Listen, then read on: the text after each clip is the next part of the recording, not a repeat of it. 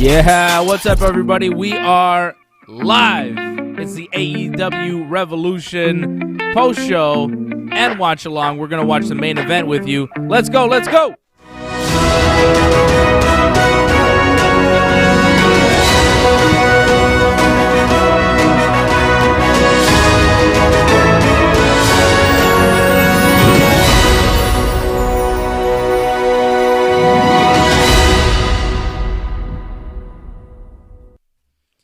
Yeah, what's up, everybody? Thank you for joining us. This is our AEW Revolution watch-along and wrap-up show. I'm Dave. There's my brother, Ben.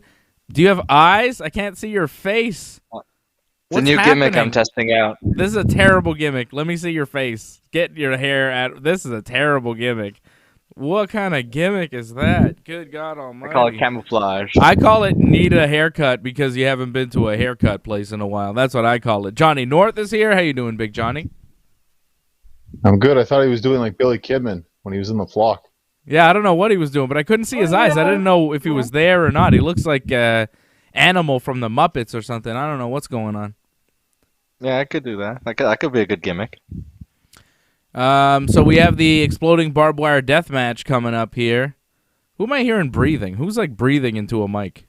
One of you guys is like, maybe move your, maybe you move your mic a little lower, I think, maybe towards your mouth. I don't know. I'm hearing some sort of, yeah, I think so. I don't think it's Johnny. Anyways, how you guys doing? You enjoying the pay-per-view so far? Not really. It's been okay. Exploding Barbed Wire Death Match is about to happen. The referee is in a full hazmat suit. He's holding up the AEW World Title. Bryce Remsburg, Kenny Omega, and Jon Moxley are in the ring right now. There's barbed wire surrounding the ring. Apparently this barbed wire is going to explode. They're both wearing T-shirts and jeans, street fight attire. I'm looking forward to this. This match kind of makes or breaks the pay-per-view, right? Like, the pay-per-view has been kind of... yeah, fine. I haven't hated the pay-per-view, but I haven't loved this pay-per-view. But this match, could be incredible. And it could make this pay-per-view very good, right? Yeah. We'll see. No, you're right. John, have you been enjoying the pay-per-view? What have you thought of everything so far? Some parts I like, some parts I didn't like. The main problem right now is like it's 11:10. Like, the main event's only now starting. It's kind of late. Like, they should have made a couple matches shorter, in my opinion. I think that's been the biggest problem with this pay-per-view is that some matches were just a little too long. Yeah, it has been a long wrestling pay-per-view. I'm coming off a UFC pay-per-view that ran about 4 hours last night, so I can't complain about this. I'm not really mad about this. The UFC pay-per-view had 3 title fights last night, right? We did a 3.5-hour watch-along last night, so this is easy work for me, buddy. I'm not too concerned about this. This has been an easy pay-per-view to watch for me. I thought we've had some fine matches. I don't think anything's been terrible, but I don't think anything's been particularly mind-blowing. Give a big shout-out to some of our members. Doug Hepburn on the chat. I see you, Doug. Thank you for becoming a member. Don't forget to become a member of the team. Sign up to become a member of the YouTube channel. Go to donate.ringsidereport.net. I see Mako's in the chat. Bob Cote. Lauren Cronish. Shout out to everybody joining us here tonight, watching AEW Revolution with us. We just saw that. Will be televised. What? That's a line. The Revolution will be televised. Oh, I know it's a line. It's a Gil Scott-Heron line. I know Correct. Gil Scott-Heron very well, okay? What you know about Whitey on the Moon? You know about that? Rings a bell. A rat done bit my sister Nell, and Whitey's on the moon. Tremendous. Go look up Whitey on the Moon later on, okay? You want to know about some Gil Scott-Heron? I know about Gil Scott-Heron. Don't test me, young brother. I know about these things, okay? Not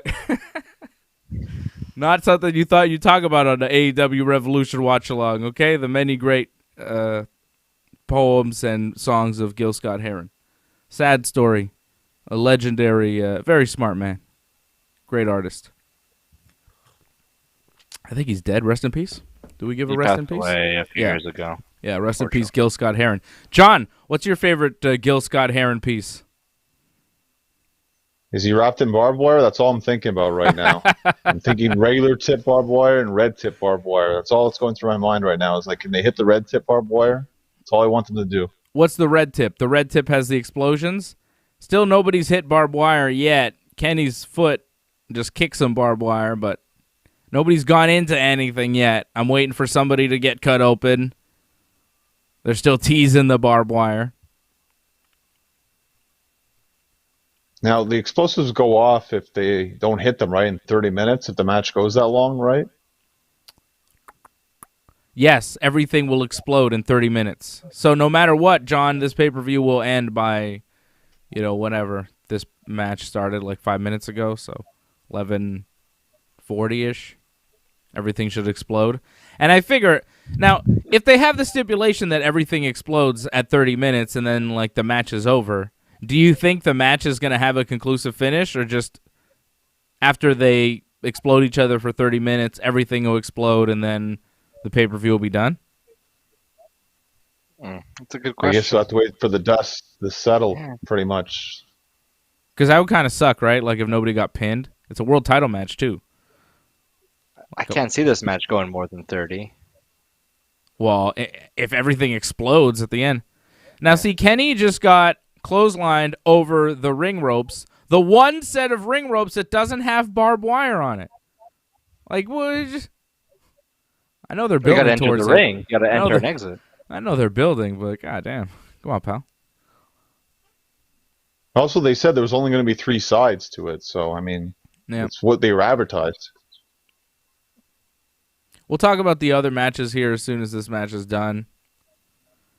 Kind of break down the whole card. Sting and Darby just won their match. That was the last match before this.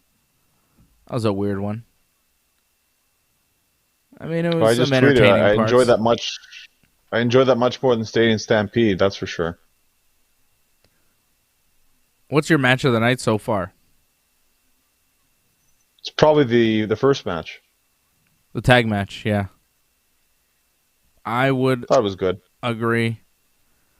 I thought Hangman and Matt Hardy was pretty good too. Hardy. Yeah, That's my pick. Yeah, it's close. That's close. I like the finish too with the Dark Order coming in. Yep, I like Dark Order helping Hangman. I love that story too. I like the advancing of the story. Yeah, I did like that a lot. The opening match was really good though. It was a very good tag team match, but I might have to go with my brother here and go with the Hangman Matt Hardy match as my favorite so far. I just love all that Hangman Dark Order stuff. I like Johnny Hungy in the Battle Royal, too. Johnny Hungy was good. Mm-hmm. He was one of the final 4 there in the Battle Royal. With Pac and Phoenix. Oh, explosions!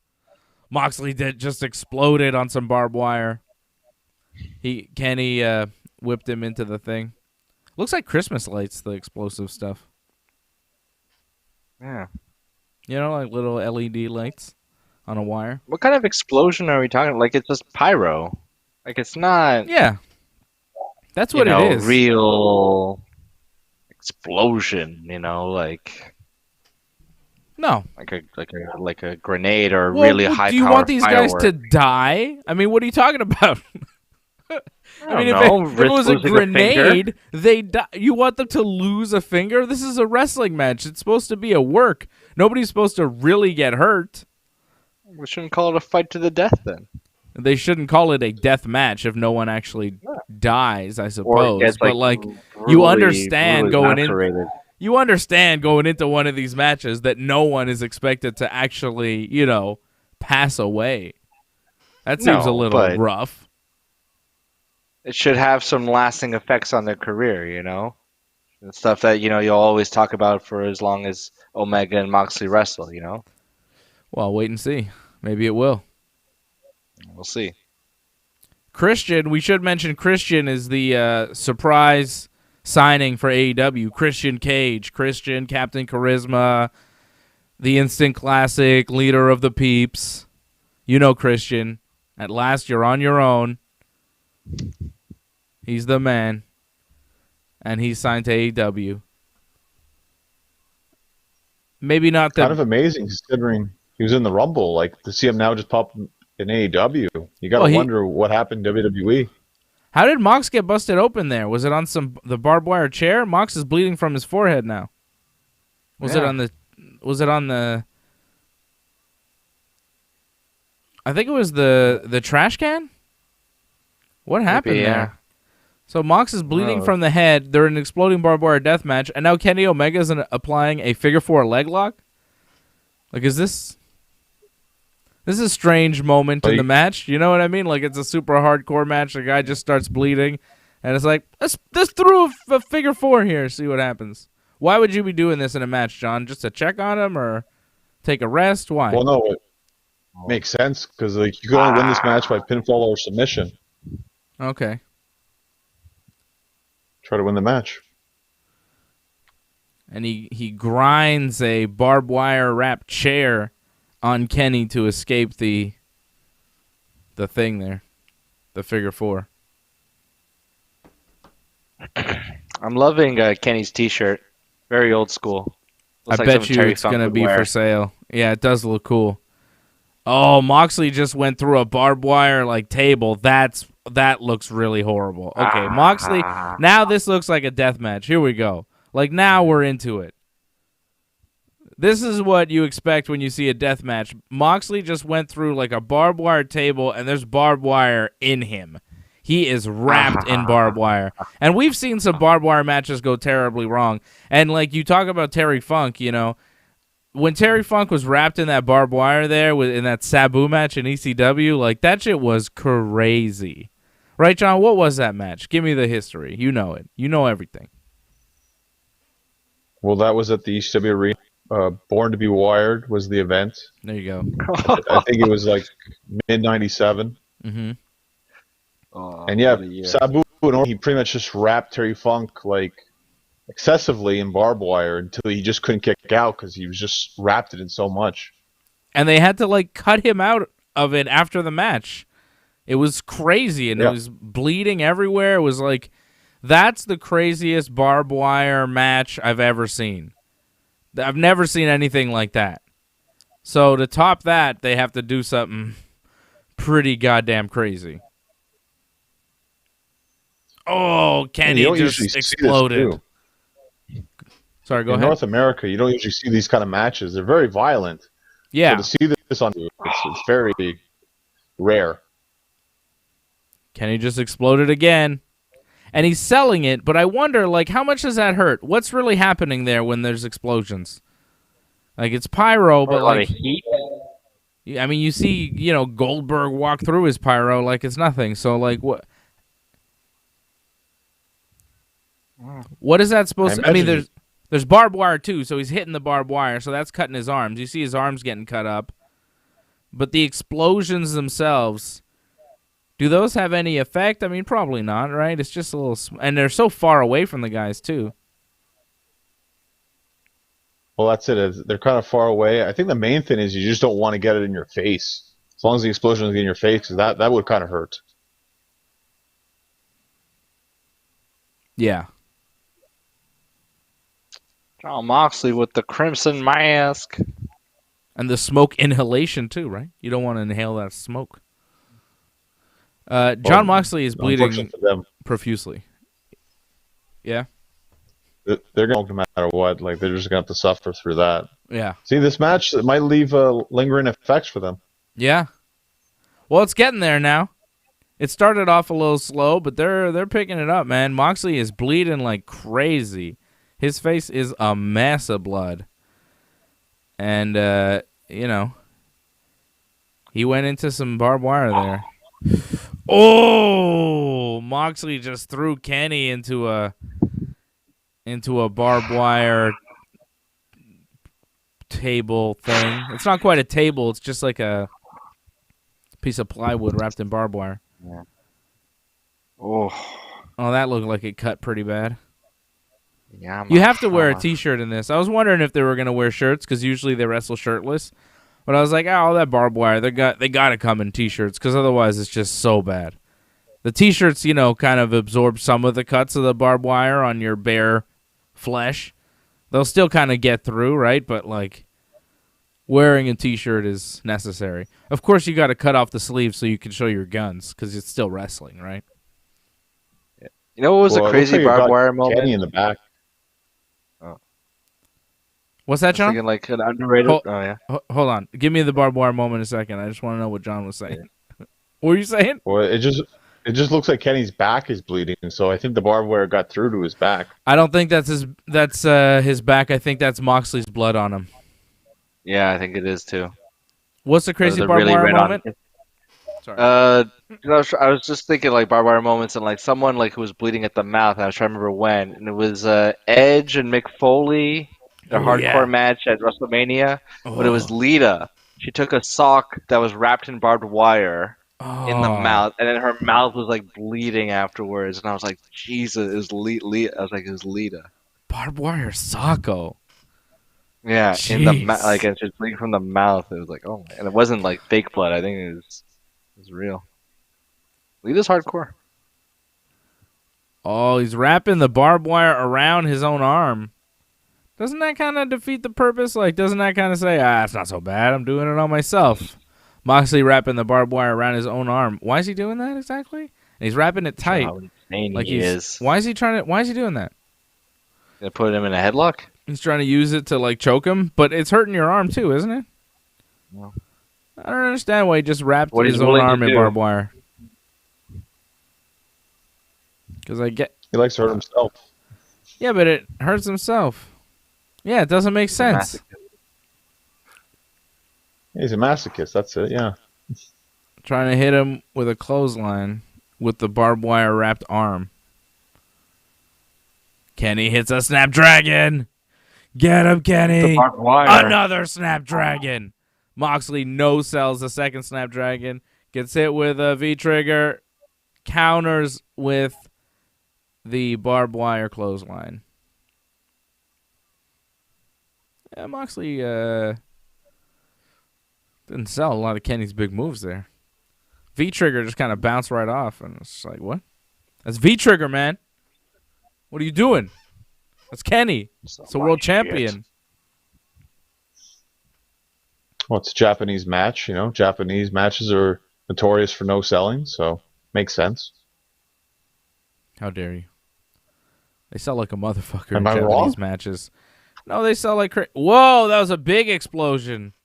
That was a big explosion of the match. Kenny pushing Moxley into the ropes there, and like there was a double explosion. Oh, Kenny's eye. Is he selling though? Is he I selling? think so. Yeah. I think it's like part of his persona. Yeah, like he Kenny needs a lot of asking for attention. water, getting it from the ref. Although I mean, his- he did go face first. No way. He was so far away from that thing. Yeah, It he didn't saw it. pop in his eye at all. It's little sparklers.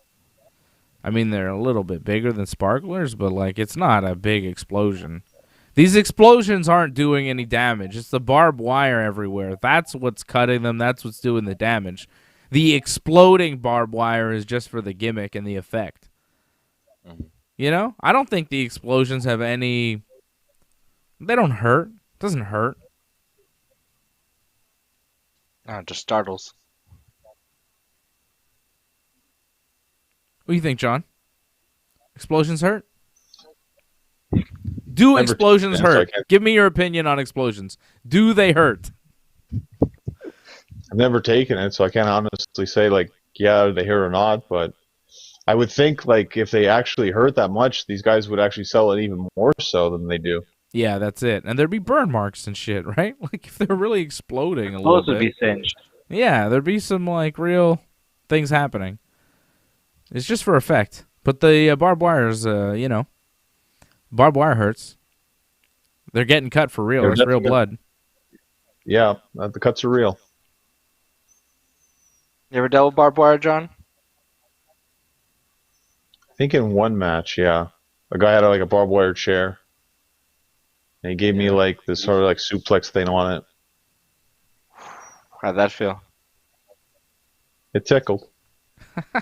That's what he always says, Johnny. Johnny never sells anything for you. It's like, he's like all beat up and like you can see welts all over his body. Oh, Christ. Oh. Moxley Looks just like did Jesus his there. DDT thing on Ken off the apron onto like a barbed wire double table thing on Kenny there. But the angle that Kenny landed on that DDT was the worst part of it. Like, god damn, he planted right on his head. And Moxley is like shirtless now. His shirt is ripped off, and he is just like in barbed wire, cut up bad. He's stuck. Oh, Kenny landed all right. He rolled through it. On the replay, it doesn't look as bad, but I mean, the impact wasn't great. It was a rough DDT. That was rough for both of them, man. I think Kenny bumped his head there. Moxley's in a bunch of barbed wire. That was rough. Hope he has protection around his nads. I would feel just because Moxley, because he didn't have the shirt, like that probably hurt him more because easier to get cut up with that. Yeah. I want to see what shape his back is in. He's trying to get himself out of the barbed wire right now. He's pulling himself out of it. How is his back not more cut up? His leg maybe is cut.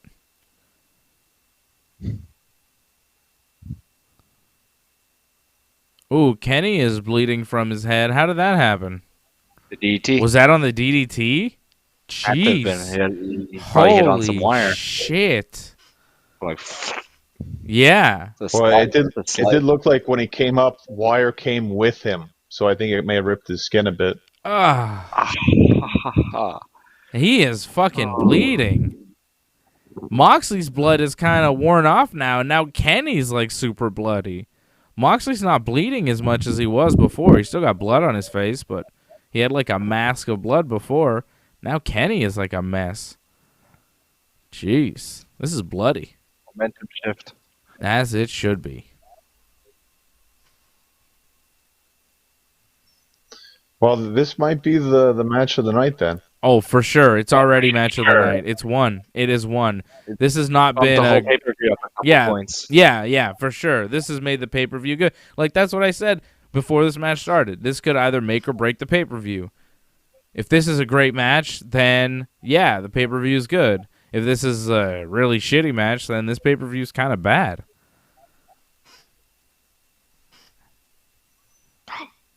And unless they make the finish like something horrible. The ref is cringing. Yeah, it's rough. He's just Moxley's just punching Kenny with like a whole thing of barbed wire now. Just nailing him. It's a lot of blood. I wonder how Kenny cheats for this to win. Oh, interference. Well, yeah, we haven't seen the Good Brothers. Right? Where are the Good Brothers? Oh, maybe they'll get some barbed wire. They'll get a little color ski. You never know. You never know. Kenny might just win clean, you know? Could happen. I like how the wrestler fans are all like pushed back. They aren't close anymore. They don't want to be anywhere near there. Did you notice Jade Cargill was front row for a lot of the pay-per-view and not selling anything? Like the whole front row is like, and she's just there like not selling. She was not a good audience member. I was very distracted by her because like it's a bunch of no-name people and then it's Jade Cargill. I thought it was a little weird. I didn't think it was a good idea to have her ringside during the pay-per-view because she just looks like another extra. And, you know, she was Shaq's tag team partner. And they won, right? Yeah, she got the pinfall. Yeah. I mean, she beat Cody. And then she's just ringside for his ladder match and has no interaction with him. I thought that was weird. Well, I think it's just to help fill up the sides. It's it, 'cause there's probably a lot more faces than heels, so they probably need heels, and she's one of the ones that are clearly heels, so it's probably why. Yeah. I think she's too big of a star at this point. If you're Shaq's tag team partner, you shouldn't be ringside during a pay-per-view just like one of the jabronis. Kenny hit 2 V-triggers, and now the one-winged angel. That should be it if he goes for the cover. No one's kicking out of the one-winged. Oh, but Moxley, he didn't kick out exactly. His foot touched the rope, which triggered an explosion that Kenny sold as going in his face, like Hulk Hogan taking the camera at King of the Ring 93 from Yokozuna's guy. That's right. The Flash? There was like a Flash? Oh, yeah. Oh, yeah. It's a stereotype. The Japanese cameraman was there, taking a picture of Hulk Hogan on the apron for some reason. Flashed, exploded in Hogan's face. Yoko was able to win, take back the WWF Championship that he lost at WrestleMania 9 after beating Bret Hart. Classic Hogan finish. Yeah, brother, I'm not losing clean. Don't worry, Vince, I won't go to another company, brother. In like the next month. Oh, here come the Good Brothers. Here come the Good Brothers.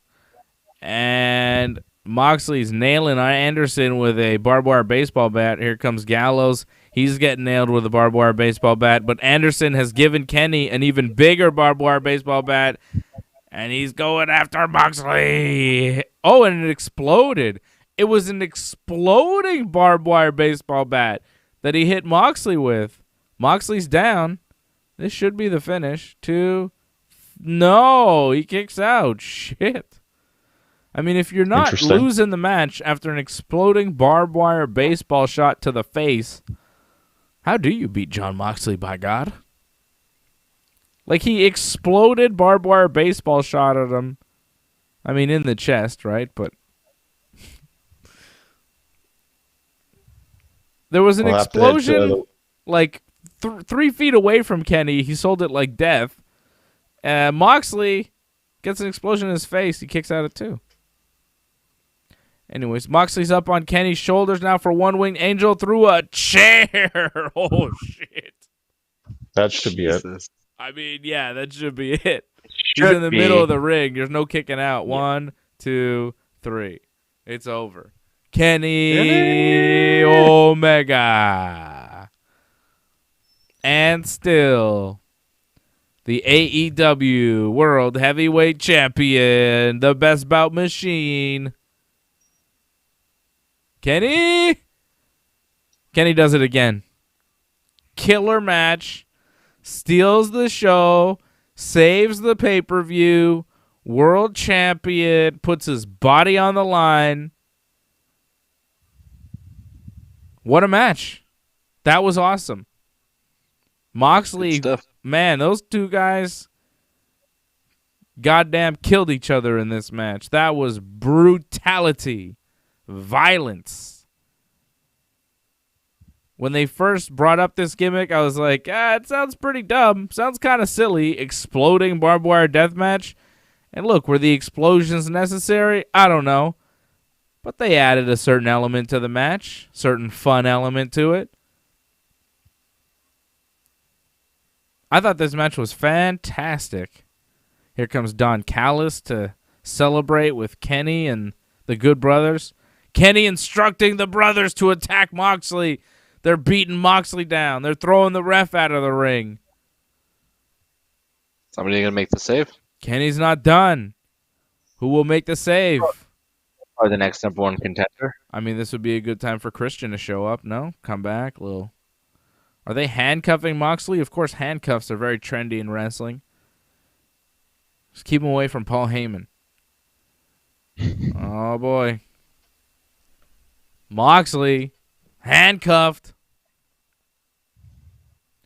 Seeing Lauren Cronish wondering if tomorrow is Monday. It is. This is Sunday night. Tomorrow will be Monday night. I'll be watching Raw tomorrow night, and then I'll be talking about Raw with you right here after Raw. So be here with me. Talk about Raw with me. Tell me what you think of Raw. Did you like Raw? Or more likely, did you not like Raw? Let us know. No, Raw's been pretty good, actually, last couple of weeks. Raw's been the better show over SmackDown. Yeah, but does that mean you liked it? You know what I mean? Just because it's better than SmackDown, which is kind of a bad show, does that mean? There's been some good matches lately. There's been some okay matches. Bobby winning the title was good. They are continuing the beatdown on Moxley. They've like busted him open again. Don Callis is on commentary talking shit.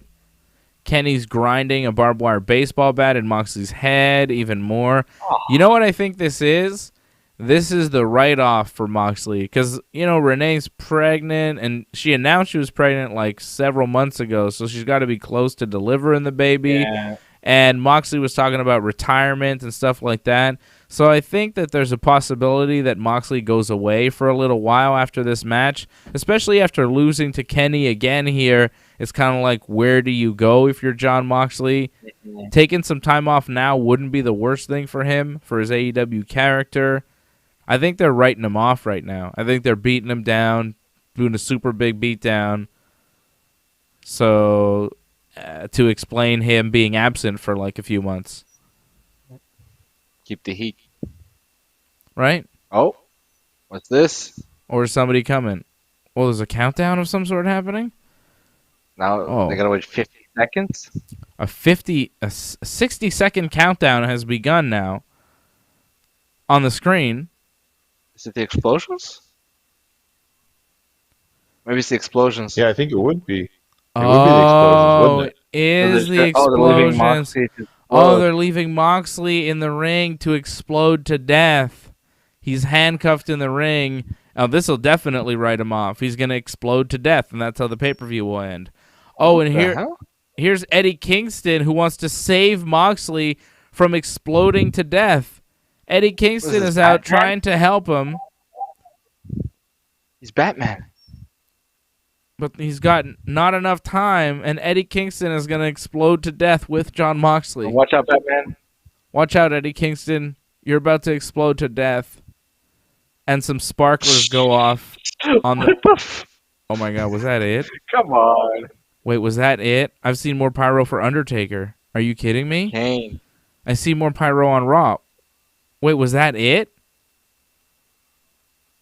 The hell the ring was that? supposed to explode in terror, and goddamn nothing happened. There were some sparklers on the corner of the ring and a couple fireworks that went off.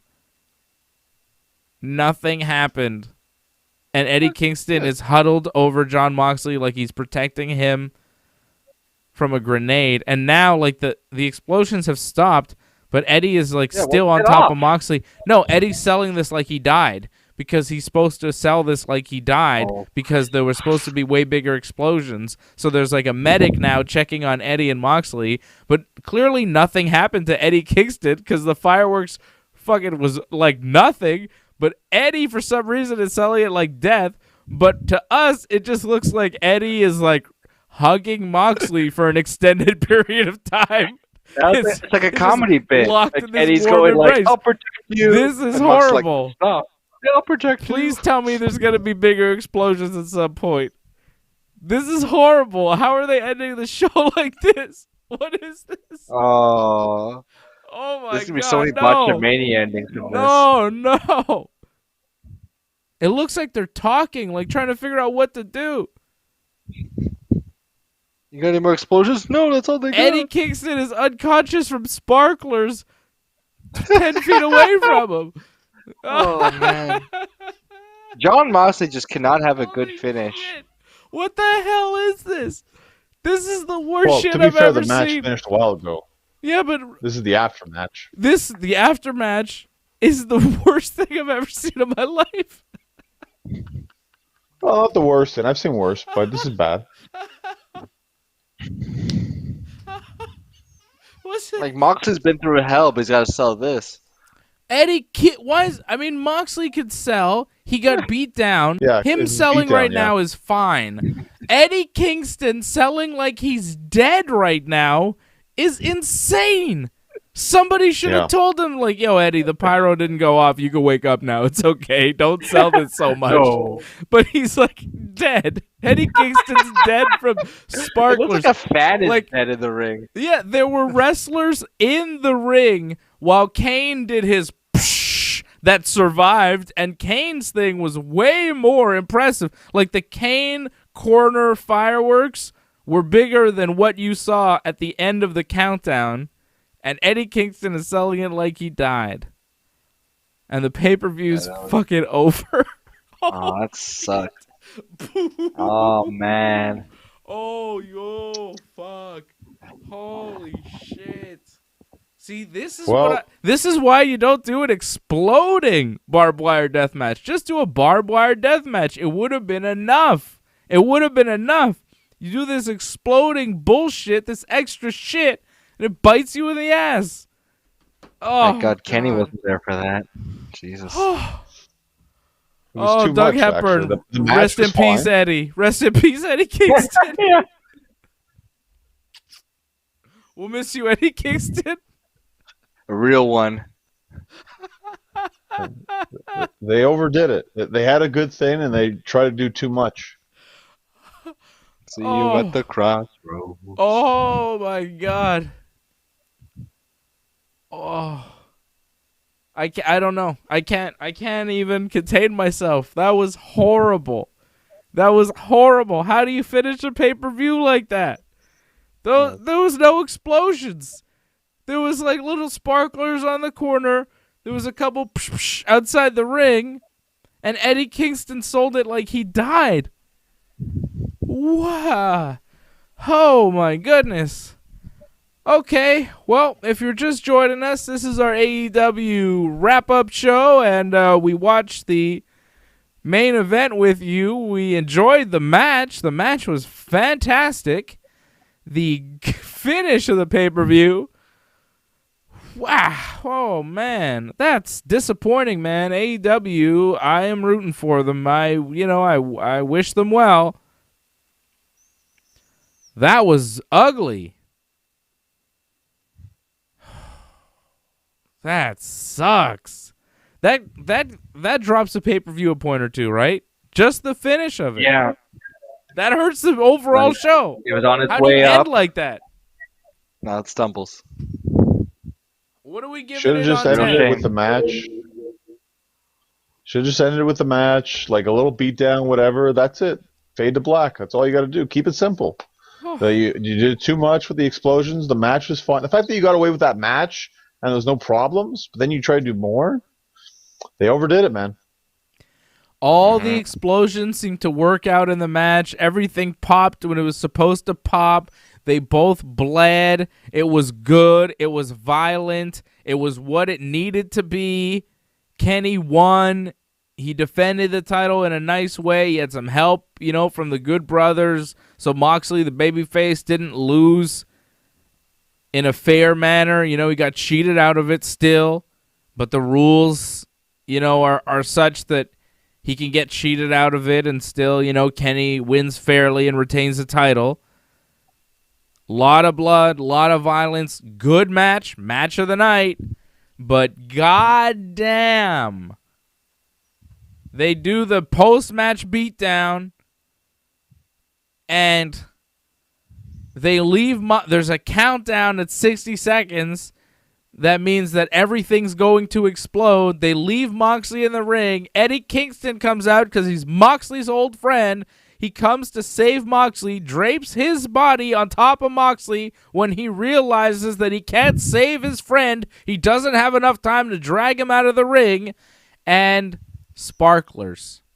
And Eddie Kingston sells it like a nuclear bomb went off. And continues to sell it for a long time as they talk, and there's like medical guys, and it seemed like, AEW people saying, hey, are we really going to do this? Can we fix this finish? Oh, we have no idea what to do? Oh, okay, let's just act like Eddie Kingston died. What a horrible way to end a show. And Acme the sparkler, Toon said, looks like sparklers from a birthday cake. Yeah, sorry, go ahead. They were nowhere near the ring. No. They were like on the other stage.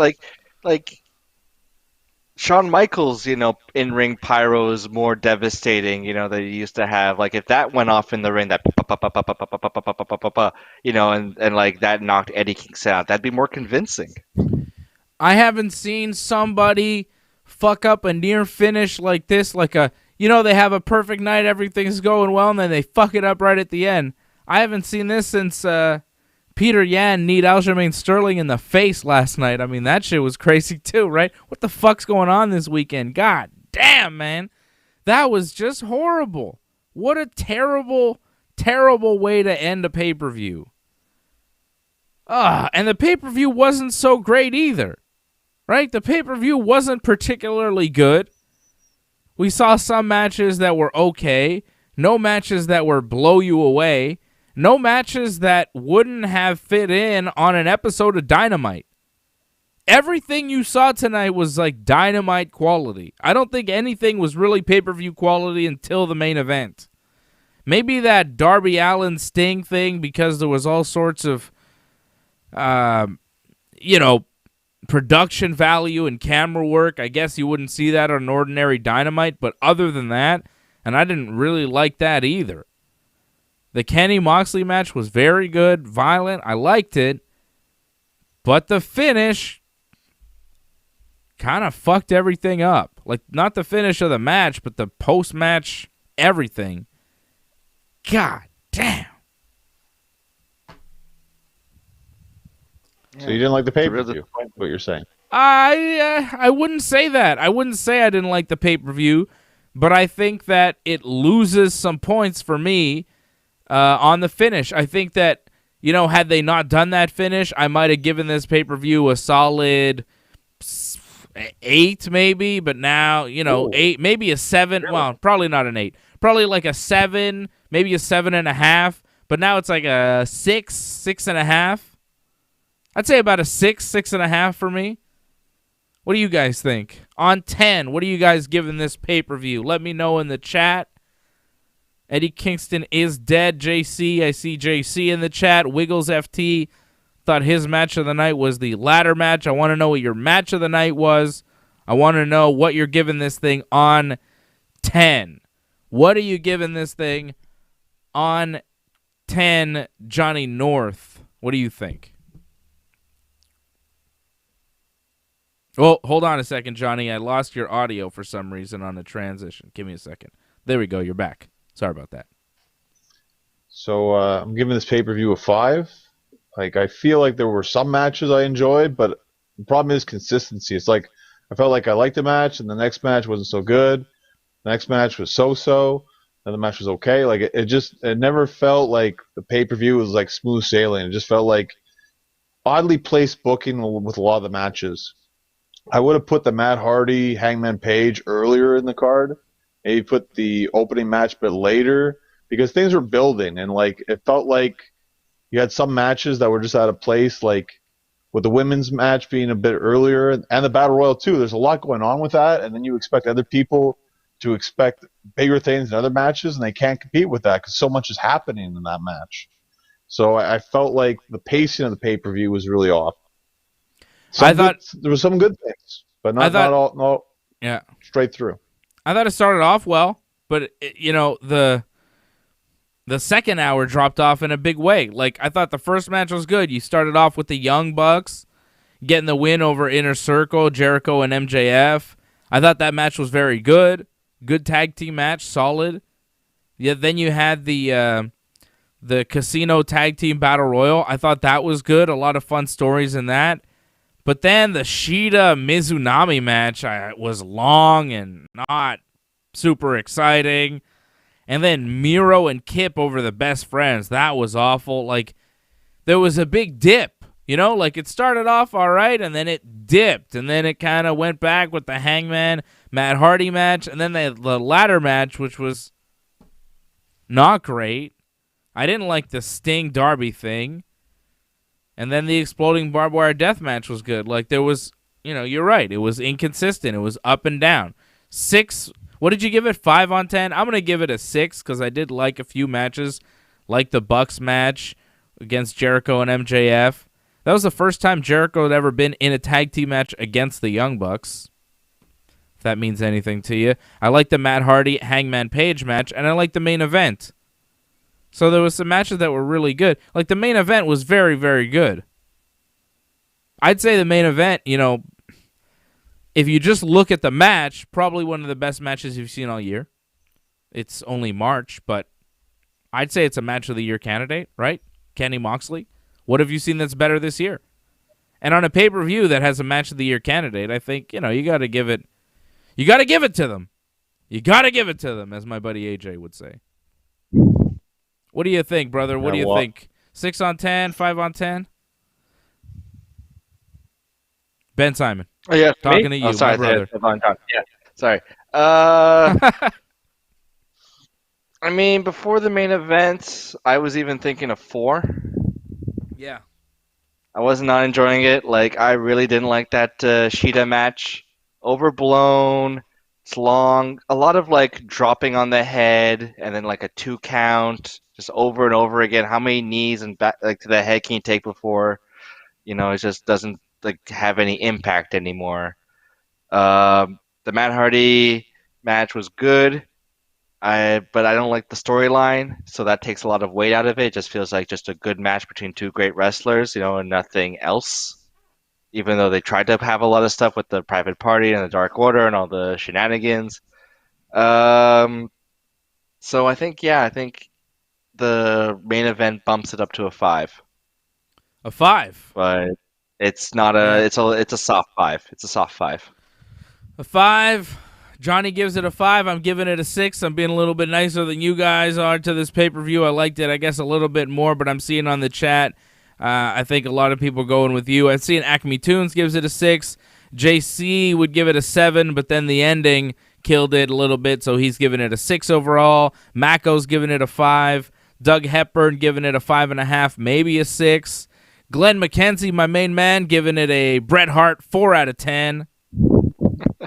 Bob Burger's giving it a 6.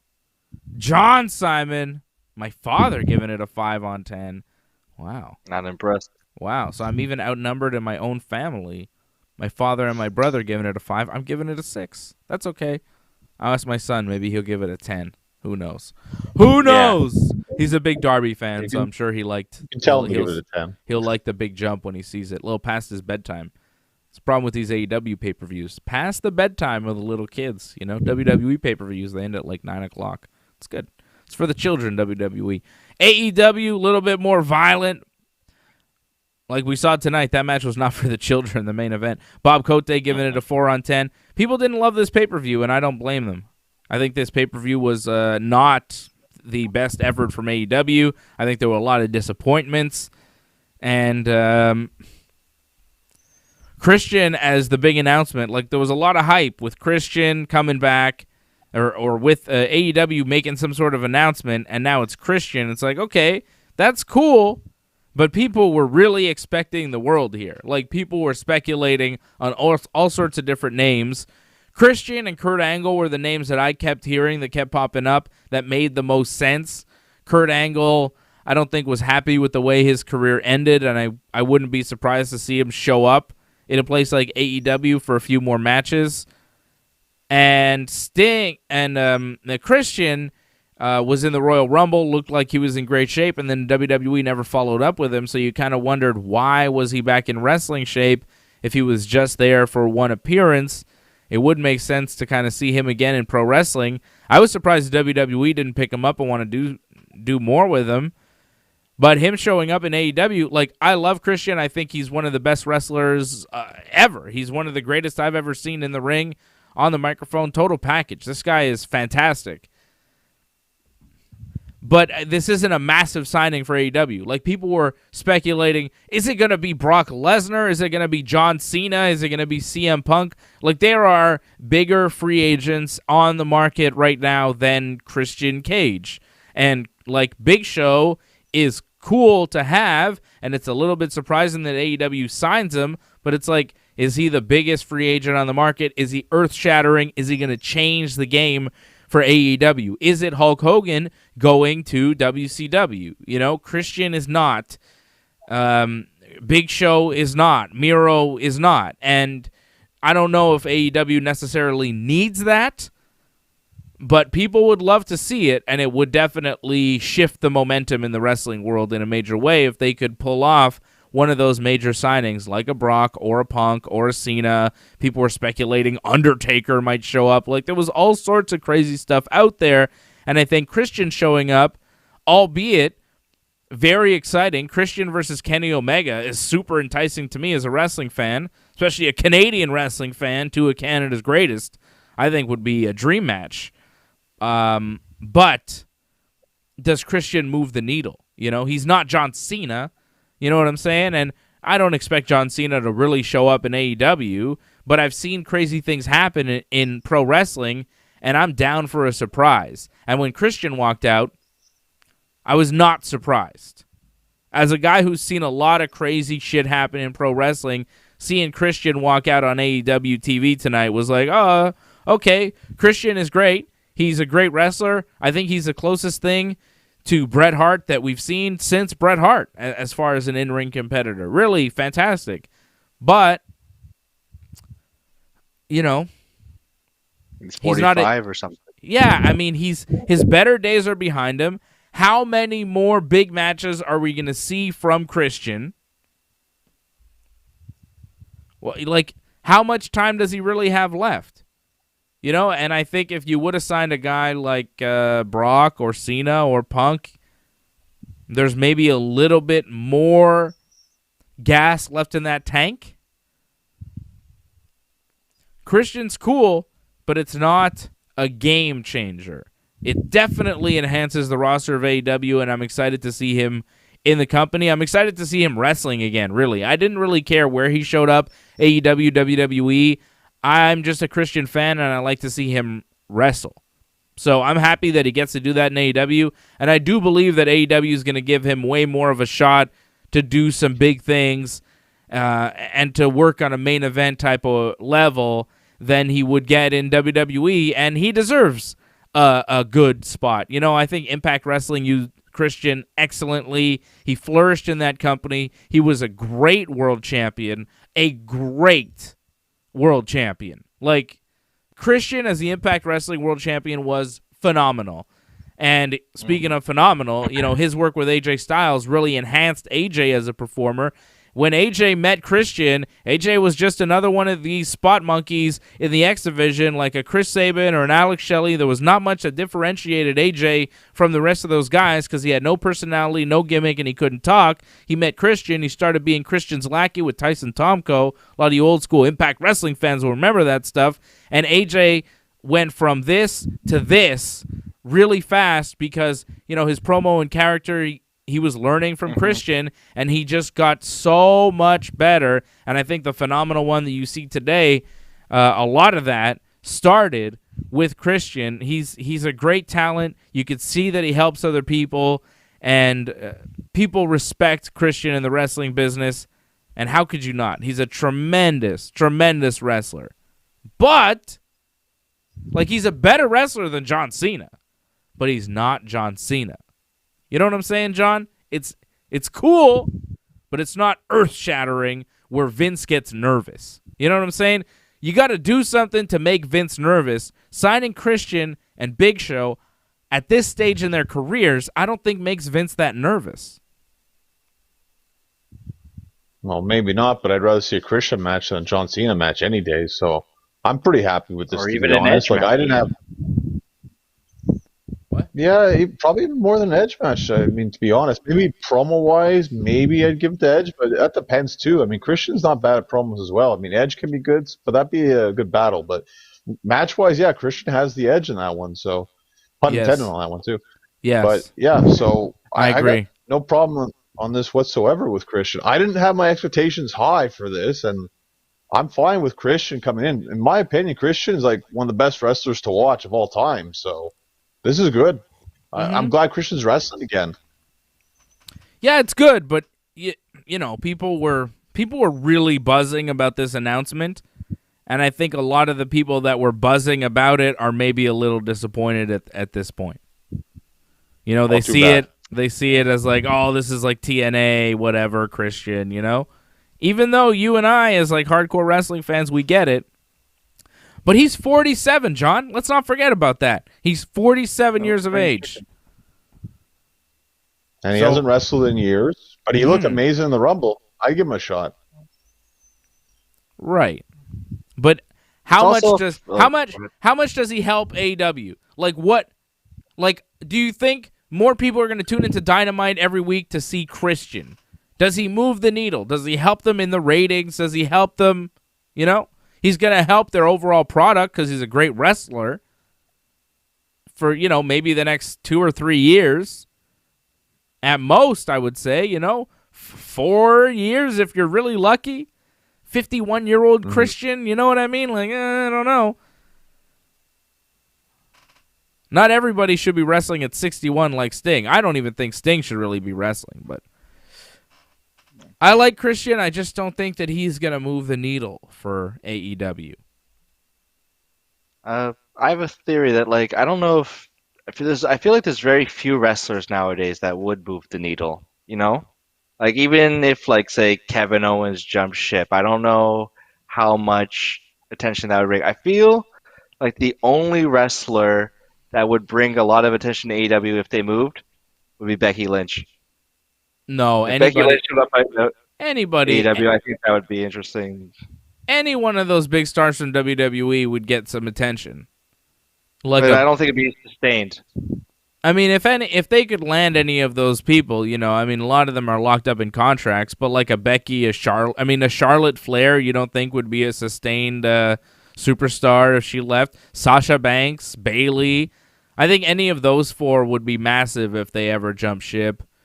I think also a guy like a Sami Zayn or a Daniel Bryan or a Kevin Owens or a Cesaro, because you've seen them for so many years now on WWE TV. They're very well known, and they're super talented, and you can tell, like, there's way more there than what you're getting. If they were to leave, I think that would be pretty interesting, and that would shake things up.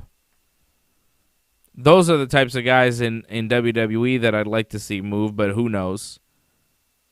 Who knows? I think a lot of those guys are making some pretty good money in WWE, and there's no real reason to leave. You know, I don't fault anybody for working for the WWE. It's a steady wrestling company. It's been around for a long time. It's going to pay you very good money. So we'll see. But Christian, I think the interest wasn't really there, you know, to get a big money contract, which, you know, it's disappointing that the WWE doesn't view him in the same way that they view Edge. When, you know, I'm seeing in the chat a lot of people are saying, oh, this is better than Edge, and I'm more... You know, Acme Toon says he's more intrigued by Christian than Edge, and he loves Edge. A lot of people are happy seeing Christian, and I'm very happy to see what Christian might do. Like Christian versus Kenny, Christian versus Orange, Christian versus Darby, Christian interacting with the Dark Order. Like, there's a lot now in AEW that we could see with Christian. Christian and Sting is not really something I need to see again. I'm good with that. But, you know, there's a lot of options now with Christian. Christian and Miro for some reason, you know. Christian and Pentagon. Christian and Cody. There are things you could do here with Christian. Christian, Brian Cage. Christian Cage versus Brian Cage. Maybe Christian could reveal that he's Brian Cage's father, you know, or uncle or something. Because they currently have two guys with the last name Cage in AEW, right? Because he comes back, he can't be Christian because that's WWE. So his outside WWE name is Christian Cage. And Brian Cage wrestled on the pay-per-view tonight. So they got the Cage brothers. He's probably going to have an interaction with Chris Jericho. That's probably a given. Yes, and a match, probably. I wouldn't mind seeing that match again because it's been so long, right? Yeah. It's been so long. That was WrestleMania 20. That might have been the last time. I mean, maybe not the last time they wrestled, but in that era was a high profile. Right, 2004, 2005-ish was probably around the last time they wrestled. So it's been at least, I'd say we could say, you know, conservatively 10 years since they've wrestled each other one-on-one, right? So it'd be fun to see it again. Could be 15 years. So I wouldn't mind seeing Christian and Jericho again. There's a lot of great options for Christian. I'm happy to see him sign with AEW. I'm just saying, people were hyped for something big. And this isn't super big. For wrestling fans, it's good. But for the average person that isn't a super big wrestling fan, I don't know how familiar they are with Christian. He's a star, but he's not a mega star. AEW doesn't have a mega star. You know, they still haven't brought in a mega star of wrestling. They've brought in some pretty big Hall of Famers, some legends, but as far as like, you know, Hogan to WCW hasn't happened for AEW, and people were thinking that tonight could be the night where they get that type of level of talent coming in. It's harder to find. Of course. It takes a lot of money, too. A lot of money, a lot of convincing. A lot of convincing not to go back to Vince. Because, you know, you take a Brock or a John Cena or something, or... And CM Punk doesn't seem like he's getting convinced. I don't know what the deal is with Punk. Like, he doesn't want to go back to WWE. It doesn't seem like, but he doesn't seem to want to wrestle at all. He's hell-bent on making a movie career work or maybe a UFC fight again for some reason. I don't know what's going on with that guy. I don't know what's going on. All right, what do you guys think of the rest of this card? The dip was there, you know? That Miro match. Oh, God. It's awful. And the Shida match before it, just dragging on. The Young Bucks and Chris Jericho. Young Bucks beat Chris Jericho and MJF with the Meltzer driver on Jericho to retain the AEW tag team titles. That was a good opener. I like the Casino Battle Royal. Rey Fenix won it for his team to earn the tag team title shot against him and Pac, against the Young Bucks. We don't know when that match is going to happen. That's just in the future. Matt Jackson's going to wrestle Rey Fenix one-on-one on Dynamite on Wednesday. I like that Casino Battle Royal. Like, the pay-per-view started off well. The opening match was, like, not so great. The pre-show match, you guys see that? Britt Baker and Maki Ito beating Riho and Thunder Rosa. I know a lot of people like this Maki Ito, but, like, this was the first time I'd actually seen her. I'd seen her tweet. I like her tweets. She's good on Twitter. But, like, when she came out, she sang a song in Japanese and danced around. And then her wrestling was kind of, So, I don't know. I'm not, like, a guy that's super familiar with her gimmick. I know a lot of people are. A lot of people like her. She's got a good story and all that.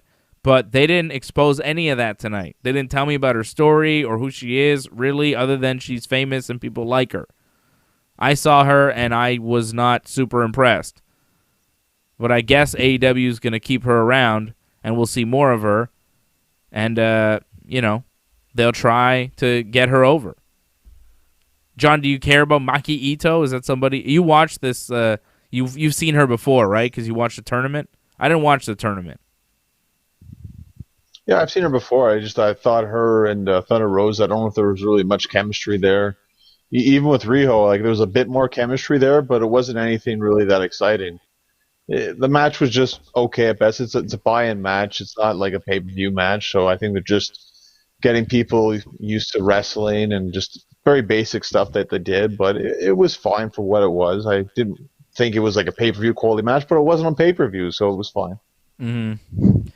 How about the other women's match on the card? Hikaru Shida defending the AEW women's title against Ryo Mizunami after a knee to the face. I mean, that match was not very good. The finish was really just out of nowhere. Just, I'm going to knee you in the face, and that's how the match is going to end. I know that's how Shida wins a lot of her matches, but I feel like she hit that move 2-3 times in the match, and then it's like, oh, yeah, this is how it's going to end now. I don't know. This AEW women's division is a bit of a mess, and I did not like this match. I felt Ben described it the best way. Just there was a lot of like ups and downs, but like it just dragged on too long, and then out of nowhere there's a finish. Like Ben described it the best way.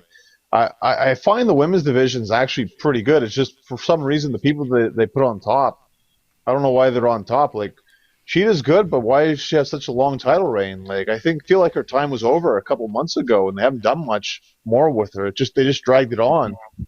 They should have moved on by now. Britt Baker should have been champion. Thunder Rosa should have been champion. Like, they have, in my opinion, better talent. They should have moved on with. They haven't done it for whatever reason. Put the belt on Jade Cargill. Just do it. It's a little early for that, but okay. No, it's fuck it, man. Have you seen her? Is there anybody in the company that looks as good as her?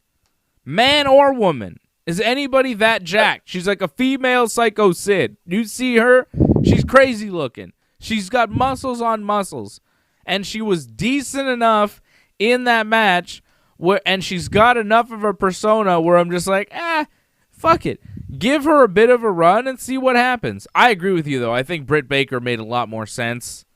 I would have given the title to Britt Baker a long time ago. I don't know what the hell they're waiting for with her. She still hasn't had a run. Eh? No, still never. Weird. Never. Yeah, it's she got ridiculous. Injured, but still. She's clearly the top star in their division. I don't understand why she's not the champion. She should be the champion. Yeah, you could build around her. It's very easy to. Shida is not over, and her matches are okay, but she's not the best women's wrestler in the company. Thunder Rosa, Serena Deeb are outworking her on a weekly basis. Even Nyla improves every time I see her. Nyla does get better every time. Nyla came out for a beatdown there after the match. It was who was it? It was a bunch of people that showed up. Nyla attacked Shida and Mizunami, and then Shida stopped Nyla from attacking, but then Britt Baker and Maki Ito hit the ring, and they beat down Shida and Mizunami, and then Thunder Rosa shows up, and everybody ran away, which was a little bit weird, because at that point, there was Britt Baker, Maki Ito, and Nyla Rose, and Shida and Mizunami were both down, but as soon as Thunder Rosa showed up, she evened it up, but she was by herself, and everybody just ran away, and that's how the segment ended. Well, I mean, Thunder looked good. I'm fine with that. Yeah, Thunder's very good. I like Thunder Rosa. She's talented. They announced AEW Double or Nothing's going to take place Sunday, May 30th in Jacksonville again. May 30th. That's not so far away. A couple months before the next pay-per-view. They're scheduled to do it again in Jacksonville. They had some limited attendance tonight. Had some fans in the building. Maybe they'll have a few more the next time they're out. May 30th. May 30th. Didn't Joe Biden say everybody's going to be vaccinated by the end of May? So they could pack the house on May 30th. I don't know. I heard something about that. Who knows? Miro and Kip Sabian attack Orange Cassidy and Chuck Taylor before the match. They put Chuck's head through a window, and then Miro's like, play my music, and then he drags a bloody Chuck to the ring. Miro starts yelling at Chuck on the microphone after dragging him into the ring. Chuck tells the referee to ring the bell, and then they had a match that was, short enough, but just god-awful. Miro and Kip beat Orange and Chuck Taylor with the game-over submission. At one point, and I think this is hopefully the end of Miro and Kip, Miro pushed Orange Cassidy into Penelope, who was on the apron, and Penelope fell down. Kip, who was the legal man, went out to tend to Penelope. Miro was like beating up everybody, rolls outside the ring, grabs Kip and is like, tag me in. He gets tagged in, and then he finishes the match, hits his game over, used to be called the Accolade, and that's how he wins for his team, right? So I think there might be some sort of rift now between Miro and Kip. It would make sense because Miro did shove a man into Kip's wife that knocked her off the apron, right? Well, not only that, he just didn't really care about it after the fact, He was like, tag me in and then, like, get out, Kip, whatever, who cares about you? So they're probably building a story for that later on, but that's fine with that. I had no problem with Miro in terms of the character. I just thought the match didn't need to be that long. I would have preferred Miro make that a bit more of a squash, but fortunately it didn't.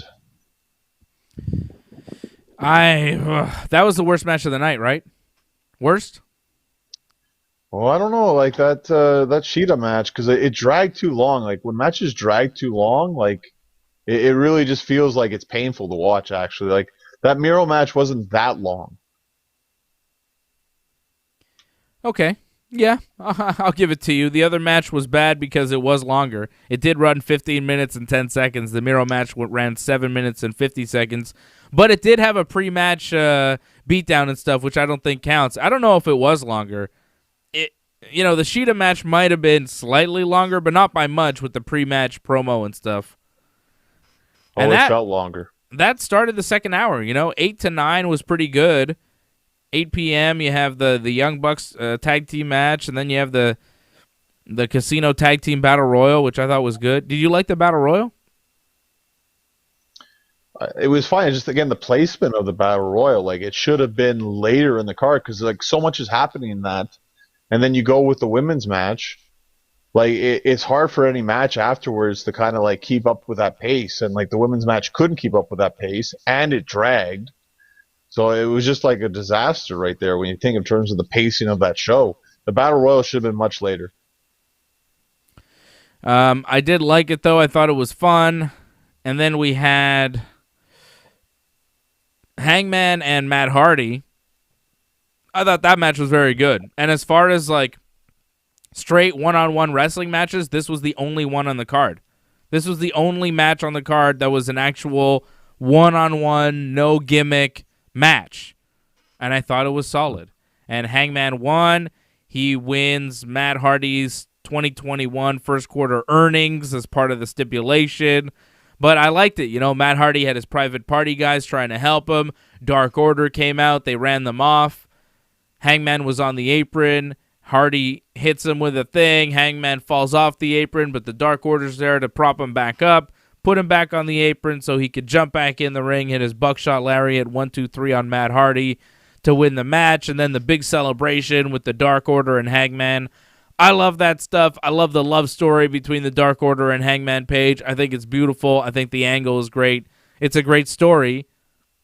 I'm very happy with it. I thought that was top to bottom great. Matt Hardy's a great wrestler. Hangman's a great wrestler. They had a great wrestling match in about 15 minutes. They told a story. Continue the angle. I thought it was good, and I'm interested to see how Matt Hardy reacts, Big Money Matt, how he reacts to losing so much money to Hangman. How is he going to respond to that on the next episode of Dynamite? So it did its job in that sense as well by, pushing the story forward and wondering, how does Matt Hardy react and what's his promo going to be like? I'm interested. Kept me going. Yeah, I thought the match was good. It's just I would have had the match earlier in the show because it's like, the way matches are building up. I thought that match, it was simple, but it was good. It was effective. But it just, with all the other matches with so many false finishes, I felt like that match would have been better suited, would have been appreciated more if it was like the opening match of the card. Yeah, you might be right about that. You're really into the placing of this card. How would you have booked this card? Like, rearrange the matches so that they make sense, John. I probably would have done, like I just said, Matt Hardy, Hangman. That would have been the opening match. Mm-hmm. I would have done the women's match second. And then next match is kind of hard because you want to do something like really decent. Like I'm thinking either the ladder match or the Battle Royal. And I'm going to guess the Battle Royal because I think the ladder match had bigger spots. So I guess you go with the Battle Royal. Then you'd have to go with a little bit of a down. So you have to go with the Miro match. But keep it short like you did. I mean, you have to go through it. And then you do the ladder match. And then you'd have the street fight. Like, I was fine with the way that the last couple of matches went in the sense ladder match, street fight, and then the last match. That was fine. I mean, you really couldn't have changed up any differently, really. Yeah. I agree Little with you. things like that, it helps a lot. Yeah, you're right. You're 100% right. The placing of the matches, it counts a lot for the pacing of the pay-per-view, right? How you kind of put the matches in what order really helps the overall flow of the show. 100% right. Johnny North, you know what you're talking about. Johnny's been on enough wrestling shows, and he's seen them booked properly, and he's seen them booked improperly, right? He knows psychology. Not only a great wrestler, but a great wrestling mind here. Johnny North, the man, the legend. Well, it's hard, too, because with a lot of matches, you don't know how a lot of things are going to be taken, right? So it's not always easy to see that. I mean, AEW will figure out, I think, with experience, but it's early going, so they're going to have like these bumps in the roads like tonight. What else did we have? We had the ladder match. I thought the ladder match was a little messy. Couple botches there. What it was. Cody's cutter thing that he does, the Oz cutter. He totally missed Pentagon there towards the end of the match. Jake the Snake getting involved too. What's Jake the Snake doing hitting clotheslines on people? That was not a good clothesline. I'm okay with Jay getting involved. I like Jay getting involved. Taking a bump, that's fine. Yeah. I didn't love that match. I want to die in the ring.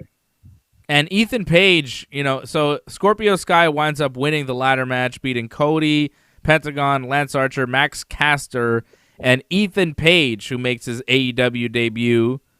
Canadian pro wrestler Ethan Page, former Impact Tag Team Champion, former Impact wrestler, now with AEW, I guess. Yeah, he's all right. But the last time I saw him, he was wrestling himself in this karate thing on an Impact Wrestling pay-per-view, and I did not like it. I did not like it one bit. So when I saw him again, I was like, oh, this guy, the karate guy. Did you see that karate thing he did where he was like Karate Man versus Ethan Page, and he wrestled himself in the worst cinematic match ever? I don't know what Impact pay-per-view that was on, but it was goddamn awful. I saw that shit. I was like, I don't like Ethan Page. If this is Ethan Page's creative vision, I do not like Ethan Page. So, not hyped about him. That was Born to Kill, if not mistaken. That was the pay-per-view I think Kenny Omega was on. That's why I saw it then, because Kenny was on it. Hard to Kill. Yeah, I heard it wasn't good. Hard to Kill, yeah. Born to Kill. Thinking the song too much. All right. You know who's not hard to kill? Eddie Kingston, apparently. Very easy to kill. Eddie Kingston should start a pay-per-view called Easy to Kill. Shoot some sparklers around Eddie Kingston. Don't invite Eddie Kingston to your birthday party. He might die when the cake comes out. Fucking Eddie Kingston. What the hell was that shit? I'm not over it. I'll never get over it. They will never live that finish down. That was goddamn awful. What the hell were they thinking? How did their pyro not go off at the end? Obviously, there was supposed to be big explosions. Nothing happened. It looked goddamn terrible. Holy shit. And also, the Sting Darby Allin versus Team Taz match. This shit sucked, John. I don't know what you're talking about. You were telling me you liked this match? Why? Way better than Stadium Stampede. So, maybe. More like a match. Did it? They had a ring. Yeah. They were in some sort of dimly lit, dingy warehouse, and there was a ring there for some reason. Who owns this building? Does Tony Khan own this warehouse that he put a wrestling ring in?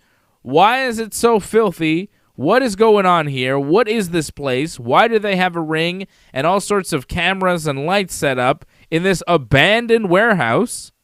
Did they rent this space? What's the situation? It was terrible, and they spent most undisclosed location. Fuck out of here with this silly bullshit that they're doing. It looked good though. Production value. Yeah, if it's the lighting, the shadows. If it's a fight scene in a movie, it looks good. But if it's a wrestling match, it looks like a non-wrestling match. Well, like compared to like the Money in the Bank matches that took place at WWE headquarters, like this is like Kubrick. Well, okay, when you're comparing, like... Even the Boneyard match just looked better then. That's like Boneyard match was just like two lights. It was like this had like this complicated. Complicated. You're comparing bird shit to dog shit right there, okay? Do you want birds... I like the Boneyard match. Do you want a bird to shit on your head? No. Do you want a dog to shit on your head? Fuck no. Okay? That's what you're doing right now. You're comparing bird shit to dog shit, brother. Money in the Bank shit at the Titan Towers was dog shit. What we saw tonight was bird shit. I still don't want it. I don't want it. It wasn't ice cream. It wasn't goddamn sunflowers and rainbows. None of these matches have been ice cream. Boneyard match was pretty fucking cool. I like that. You just called it bird shit. No. Money in the Bank was dog shit. bird shit well, was that what was we saw also the tonight. Boneyard match. This Boneyard was was better looking than cool. the Boneyard match. You thought this was better looking than Boneyard?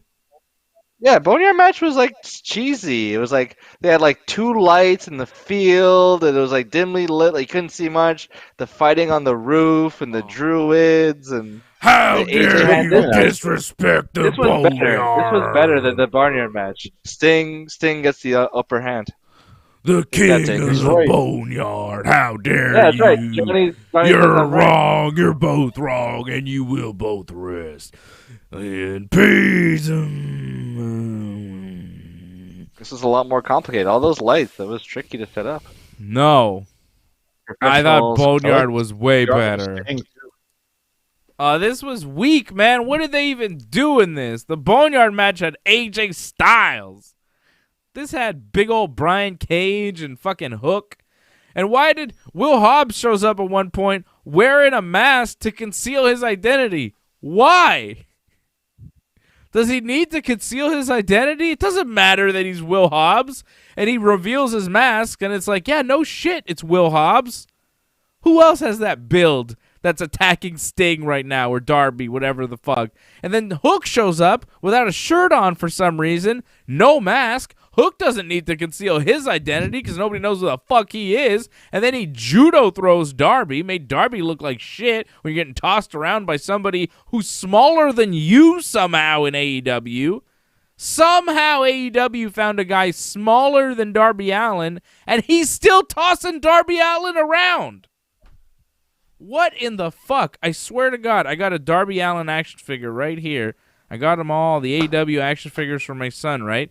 This Darby action figure is so small, he's like the same size as like the Sasha Banks that I have. You know what I'm saying? Like he's tiny. It's a women's action figure, Darby Allin. It's crazy. They made him so small. But he's tiny, and then they find a guy, Hook, who's smaller than him. A man whose action figure is roughly the size of the Sasha Banks action figure is getting tossed around by, I mean, I can't imagine what Hook's action figure is going to look like. Send me the Marco Stunt. What's that going to be? Going to be like this big. Crazy. They make them to scale. They're really nice action figures, by the way. AEW doing a hell of a job. Got the Pentagon here. Look at this Pentagon. So cool. So nice. But, you know, that was some weird shit with Hook tossing Darby around. What was going on there? Well, they just gave Hook a moment. That's it. That's all he got in the match, if I'm not mistaken. Then they came back and they beat them up. I thought that Darby Allin, like when he put like Brian Cage through like 2 floors, I thought that was an awesome stunt. Like when he jumped through a window and landed and did like a elbow drop on Brian Cage through like a stunt pad. Yeah. You thought that was cool? I enjoyed that. I'm not impressed with a crash pad. Like, the violence there didn't feel like real violence. It's fake violence. It's a crash pad. The violence in the Moxley-Kenny Omega match, that was real violence. That was blood. You could tell they were really getting hurt. The violence in that street fight, or whatever the hell it was, warehouse fight, it wasn't real violence. It was phony as hell. I don't like seeing that type of stuff. That's not for me. That's fine if you like it. I like also gotta bring up my it is what it theory. is. Yeah. The Sting who rolled through that like sunset flip there, that powerbomb, that wasn't Sting. That was a stunt double. Steve Borden cannot move that quickly, that fluidly. It hit his face. It had Sting up in the powerbomb. The camera cuts, does the sunset flip through. The legs kind of cover his face, and then the camera cuts again to the kick out, and then you see Sting's face. It Movie magic. was an interesting edit there, and it made me wonder too. Whoa, that was a really slick sunset flip, and you didn't see Sting's face in it at all, and it made me wonder, was that Steve Borden doing that sunset flip? I think it might not have been. I think you're right about that. I think you're right. They used a stunt double. And it wasn't Damien Sandow. No, it was fake Sting. They brought him back. Another fake Sting. There's so NWO Sting is who it was. And then Sting hits the Scorpion Death Drop on Ricky Starks for the win because, of course, Brian Cage and Darby Allin had been taken out after that big Darby crash. My favorite thing in that match was when they swung Darby into that like fake glass. It was less the fake glass was whatever, but it was the fact that they swung him and just kind of tossed him like a sack of potatoes into a wall. I thought that was cool. I enjoyed that. That was pretty cool. Other than that, it was a lot of walking around, a lot of clubbing in the back, a lot of brawling. Like, I'm not really one to watch matches where they walk around and punch each other to get to the next location. The walk fighting is not something I like in pro wrestling. I'm bored by that. There's nothing happening. There's no wrestling happening. I really don't like walk fighting.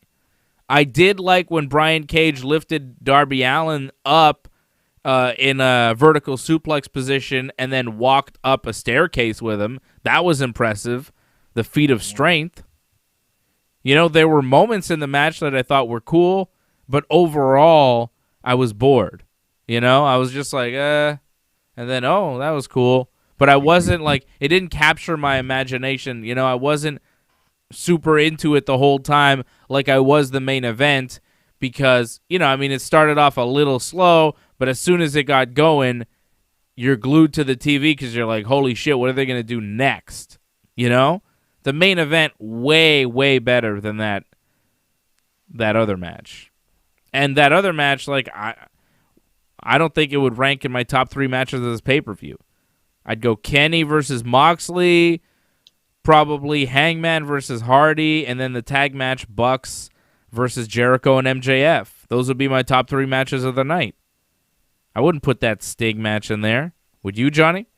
You liked it. Yeah, it would probably be number 3, I think. Yeah, sure. Behind what? Oh, Kenny, Moxley, and what? And the tag match, the opening tag match. Yeah. You didn't like that Matt Hardy Hangman match that much, eh? It was okay, but again, the placement of it, I think it would have been better earlier in the show. Mm-hmm. All right, well, AEW Revolution, that's the pay-per-view. Man. If they didn't screw up that finish, I saw somebody on the chat said apparently Moxley cut a... Acme Toon says Moxley apparently cut a promo on how bad the explosions were after the match. I guess we'll have to see that on the internet somehow. But yeah, that was just awful. You know, that was horrible because they have a great match, classic match, match of the year candidate. Right? That's is that match of the year so far in 2021? What else has been that good? WWE's had some decent stuff, I guess. When did Kevin wrestle? Kevin wrestled Roman in something that was good, right? At the Rumble? They had a good match. What was that match? What was the stipulation for that one? Last man standing. Oh, yeah. The last man standing was okay. The handcuff botch. The handcuff botch was kind of, you know, the last man standing wasn't as good as their TLC match, and that was in December, so that doesn't count. I'm trying to think great matches that we've seen so far in 2021. There hasn't been that many. Right? One of those Daniel Bryan Cesaro matches. Yeah. On SmackDown have been all right. I wouldn't say match of the year, though. AJ Styles have a really good match on Raw. He usually does. I mean, all the time. He had one match that was particularly good. I don't think so. I can't think of one. I can't think of anything AJ's done this year that's been amazing.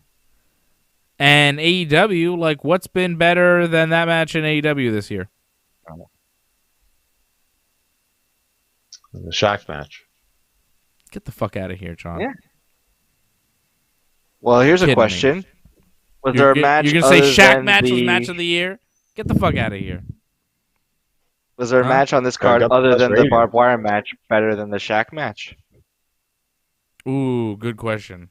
I don't know. I'd say no. That table bump? No, I'd say yes. Yeah. I'd say the tag match and the Hangman Matt Hardy match. Better wrestling matches. The table bump was something. The chops, the power bomb. There were moments in that Shaq match, but as far as a match, like that's the thing. There were some good moves, but was it a great wrestling match? I don't know. It was fun to watch. Should have been on this pay-per-view. That's what it should have been, Mm-hmm. It really should have been. Yeah. Shaq was at the All-Star game tonight. That's it. That's the problem because of Shaq's basketball commentary schedule. Sure, they show plenty of highlights, though. I think this was match of the year, though, so far.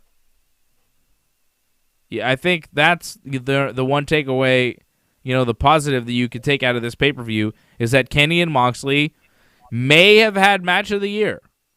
I mean, we're sitting here. It's March the 7th. I guess March the 8th now, but, depends where you are, where you're watching us from, and your time zone and all that. But Acme Toon says Finn Balor, Kyle O'Reilly. Yeah, that was good. I think this is better. I like this better. All right? I like this better. Kenny and Moxley. Match of the year. All right? Congratulations. They've won match of the year. Nothing will top this year. Hopefully something does. I really do, because we're going to be watching this stuff. So hopefully we see some better matches, some better pay-per-views than the one we saw tonight. The next pay-per-view is what? Fastlane on the 21st. So in 2 weeks, we'll be back on a Sunday night to recap WWE Fastlane. And we are, of course, on the road to WrestleMania. Do follow us along over at ringsidereport.net. I will be back here tomorrow night to recap WWE Raw, a big episode of Raw. Bobby Lashley is the new WWE champion. We'll talk about everything that happens on Raw tomorrow night right here, 11 p.m. on the Ringside Report Network. We are on Facebook, on Twitch, and on YouTube. Don't forget to like this video, subscribe to the channel, and leave a comment. Click the bell when you subscribe to get notifications every time we are on. You could go to donate.ringsidereport.net. You could become a member, and you could buy merch over at merch.ringsidereport.net. We have a full week coming up. I'll be on after Raw, on after AEW Dynamite this coming Wednesday, on again for Ringside Report MMA coming up Thursday night at 8 p.m., giving you more winners. If you went with Team Dave, my super parlay last night, you came away with some big bucks. You cashed in. If you went with my parlay last week, you also cashed in. 2 weeks in a row, Team Dave is giving you winning parlays, and you can get more winners this coming Thursday, 8 p.m., when we preview UFC Holland. Or no, not Holland versus Brunson. That's next week. It'll be Edwards versus Muhammad. Leon Edwards versus Bilal Muhammad. We preview that one coming up Thursday night at 8 p.m. for Ringside Report MMA. Johnny and I will be back again on Friday night after SmackDown. A full week after all the wrestling shows coming up on the Ringside Report Network. Thank you to everybody for watching. Thank you to our members, Doug Hepburn. I want to give a shout out to all the members that I saw here in the chat. I didn't see a ton of the members here in the chat tonight. I think I saw Doug. I think I might have seen Patrick. Shout out to Patrick.